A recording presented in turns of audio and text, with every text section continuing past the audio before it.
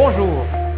Vous voulez avoir un impact fort auprès de votre entourage, professionnel et personnel, élargir votre clientèle, construire un réseau solide, décrocher un nouveau job plus facilement ou plus d'engagement de la part de vos collaborateurs.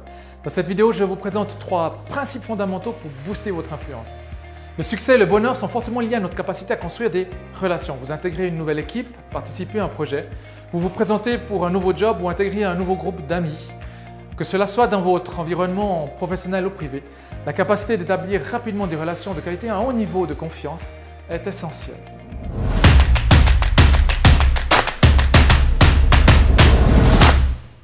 Comme notre environnement, les personnes avec qui l'on travaille sont aussi soumises à la même accélération du changement. Vous appelez votre fournisseur, votre client, et vous apercevez que votre contact n'est plus responsable du même projet ou alors a changé de compagnie. Et vous voilà avec un nouvel interlocuteur avec lequel vous devez construire rapidement une relation de confiance.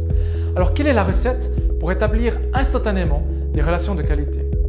Dale Carnegie, célèbre formateur et auteur, a été un des premiers à y répondre. Dans un documentaire de HBO, Warren Buffett, célèbre milliardaire qui pèse plus de 80 milliards, attribue à ces principes la transformation de sa vie, pratiquement. À 15 ans, il a expérimenté les techniques de Carnegie 1 à 1. Et bien qu'il n'ait pas perdu sa maladresse sociale du jour au lendemain, tous les conseils de ce célèbre formateur et auteur ont fonctionné pour lui.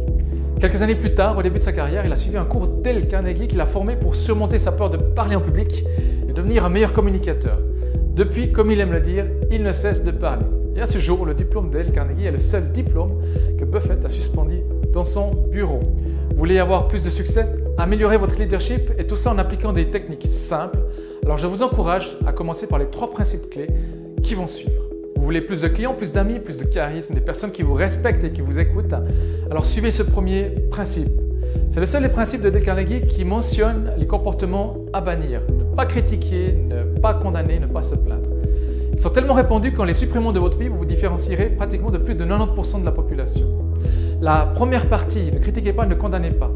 Vous voulez établir une relation durable. Alors ne mettez pas d'entrée votre interlocuteur dans l'embarras et sur la défensive. Instaurer un climat de confiance passe par la reconnaissance de la valeur de notre interlocuteur. C'est plus facile de faire un effort de communication avec des personnes qui vivent et transportent des valeurs de respect de l'autre. Cela vous est certainement arrivé de vous focaliser sur l'erreur de grammaire ou de vocabulaire et d'oublier complètement le contenu même de la présentation du texte de l'email que vous venez de recevoir. À force d'être habitué durant notre formation à ne pas faire d'erreurs, à les repérer rapidement, nous avons perdu notre capacité à reconnaître tout le reste, tout ce qui fonctionne. Et en plus, nous associons également ces erreurs à un niveau intellectuel bas. Difficile dans cette situation de construire des relations fortes et d'y mettre de l'énergie si à l'intérieur de nous-mêmes, nous dépressions notre interlocuteur. Et puis en général, rappelons-nous bien nos critiques. À chaque fois que l'on pointe le doigt vers quelqu'un, n'y a-t-il pas 3 doigts repliés qui pointent dans notre direction?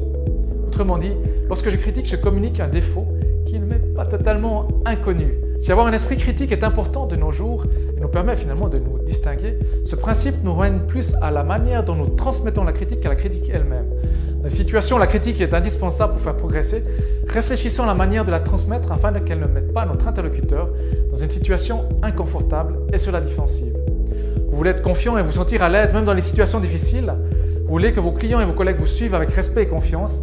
Alors ne vous plaignez pas sur la prestation de votre concurrent, sur la réaction de telle ou telle personne. Vous vous mettez sans le savoir dans le rôle de la victime. Nous aimons suivre les personnes qui agissent et pas celles qui subissent. Et en plus, au niveau physiologique, notre corps suit nos pensées. Imaginez-vous en train de vous plaindre. Qu'est-ce qui se passe au niveau des pensées et au niveau physiologique? Probablement, était-ce des pensées de tristesse, de colère ou de dégoût? Maintenant, essayez de localiser les ressentis au niveau du corps. C'est pas très motivant, n'est-ce pas? Grâce aux neurosciences, on sait qu'il y a un lien fort entre pensée et ressenti physiologique. Si vous voulez avancer, évitez les pensées qui vous font stagner. Vous voulez que votre interlocuteur s'engage pour vous et vous offre de nouvelles opportunités plutôt qu'elle ne vous distille des conseils dont vous n'avez pas besoin. Alors ne le prenez pas pour un conseiller familial, pour la poubelle de tout ce qui ne fonctionne pas chez vous ou chez les autres. En face d'une personne qui se plaint, soit on n'écoute pas, soit on a tendance à la réconforter. Alors c'est aussi OK dans certaines situations. Lorsque la personne en face de vous essaye de vous réconforter, elle renforce sans le vouloir votre rôle de victime. Si vous voulez construire des relations de confiance et durables et que l'on vous voie comme quelqu'un qui agisse, alors évitez de vous plaindre. Vous voulez passer à côté de la vue d'ensemble, que l'on vous prenne pour une victime et vous mettre dans un état qui vous protège du changement, alors passez outre ce premier principe. Pour tous les autres qui veulent obtenir plus, avoir un vrai impact au niveau des gens, agir au lieu de subir, ne critiquez pas, ne condamnez pas, ne vous plaignez pas dès aujourd'hui. Ce principe, au contraire des autres, nous met au défi de perdre une habitude bien ancrée dans la société. Si vous avez besoin de quelques trucs, n'hésitez pas à consulter ma vidéo sur comment perdre des habitudes toxiques. Dans un exemple de son livre « How to Win a Friend » de Dale Carnegie, il nous raconte le travail parfois ingrat d'une personne responsable de la sécurité du travail. Il n'avait que peu de résultats en réprimandant les personnes qui ne se tiennent pas aux prescriptions. Un jour, il a décidé d'essayer une approche un peu différente. Aux travailleurs qui ne portaient pas leur casque de sécurité, il a demandé si simplement les casques étaient inconfortables, s'ils n'étaient pas bien ajustés. Puis il leur a rappelé que les casques étaient conçus finalement pour les protéger contre des blessures.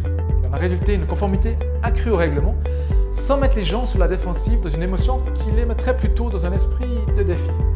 Vous voulez être un leader inspirant, faire bouger les choses, augmenter les performances en restant bienveillant avec votre entourage, être reconnaissant avec les personnes qui vous encouragent et les encourager à continuer de travailler avec ou pour vous.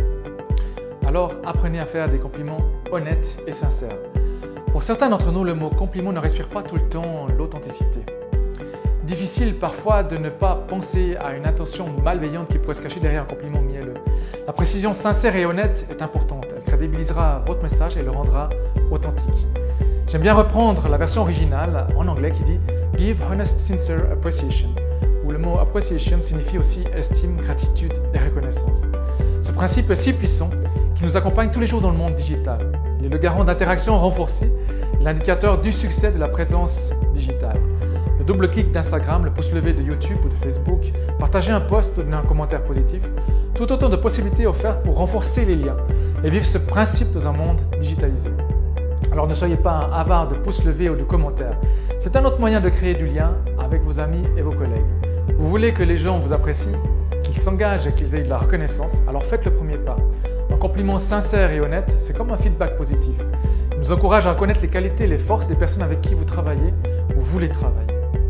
Exprimer un compliment, c'est aussi une volonté affichée de créer du lien. Rappelez-vous la dernière fois que l'on vous a félicité sincèrement. Difficile de ne pas faire l'effort d'écouter et d'aider la personne qui vient de vous donner un compliment sincère, n'est-ce pas? Lorsque vous remerciez un ami ou un collègue sur l'attitude très inspirante et le super travail qu'il a fait, non seulement vous valorisez un point fort que la personne avait peut-être perdu de vue, mais vous connaissez aussi son impact positif sur son environnement. Le besoin de reconnaissance sociale nous concerne tous. Il est aussi important que les besoins physiologiques. Ne sommes-nous pas sur cette terre pour avoir un impact positif? Alors, comment complimenter sincèrement? En l'accompagnant de faits. Un « tu es génial » ne suffit pas. Tu es inspirant, la manière dont tu nous as raconté ce que nous pouvions tous atteindre en participant à ce projet nous a rempli les yeux d'étoiles. Tu es très concentré et très attentif aux moindres détails. Grâce à ta planification, nous avons pu travailler beaucoup plus sereinement et efficacement.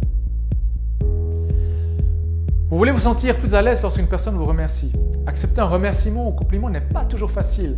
Je ne sais pas pour vous, mais j'ai longtemps répondu « Oh, c'est normal ».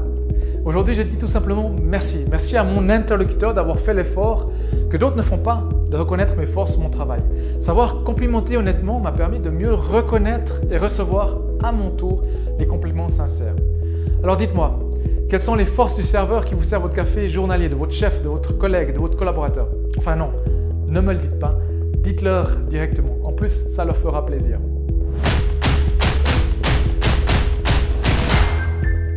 Vous voulez augmenter les performances de votre équipe, augmenter votre chiffre d'affaires et travailler avec des nouveaux clients, ou alors changer de job pour une entreprise réputée.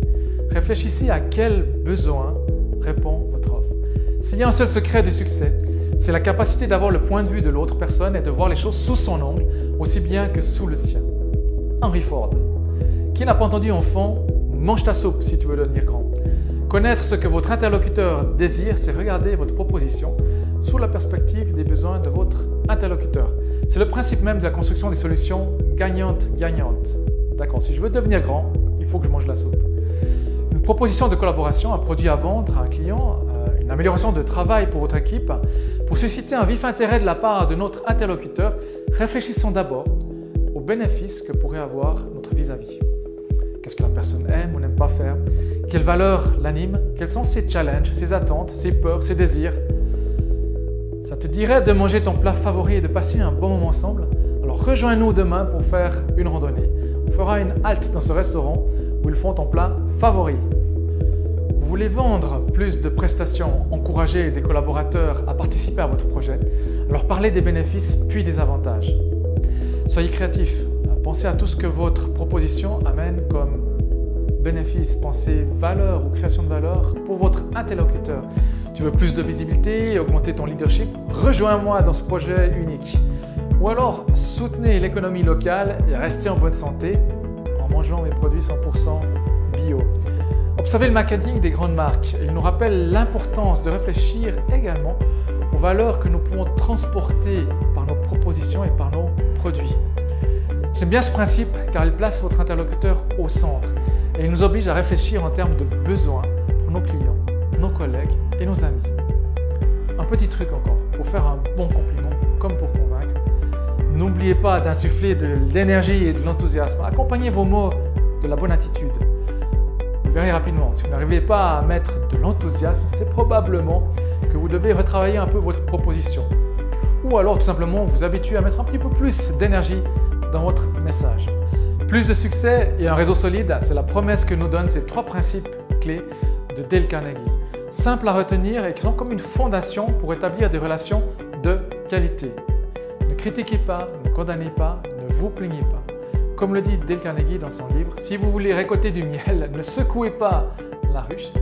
Si vous voulez créer des relations de qualité, adoptez une attitude ouverte, sans jugement et orientée solution. Complimentez honnêtement et sincèrement, c'est reconnaître votre interlocuteur au travers d'une de ses réalisations, au travers de ses valeurs, de ses forces. Et c'est un moyen puissant pour vous connecter. Et enfin, susciter un vif désir de faire ce que vous proposez et motiver. Pour influencer et convaincre, faites des propositions qui correspondent aux motivations de vos interlocuteurs et répondent à leurs besoins. Vous avez décidé de vous y mettre, alors allez-y, un principe après l'autre. Abandonner de vieilles habitudes ou installer de nouvelles habitudes demande de la structure et de la discipline. Je vous ai mis en lien dans la description des références d'une vidéo qui explique comment on peut faciliter finalement cette transition. Vous êtes convaincu, mais vous avez besoin d'expérimenter en groupe, de faire comme un entraînement. Je vous ai mis également en lien les possibilités de formation en présentiel. Si vous aimez, n'oubliez pas de le signaler. Et si vous avez des exemples à partager, alors n'hésitez pas à commenter. Sur ce, je vous dis à bientôt.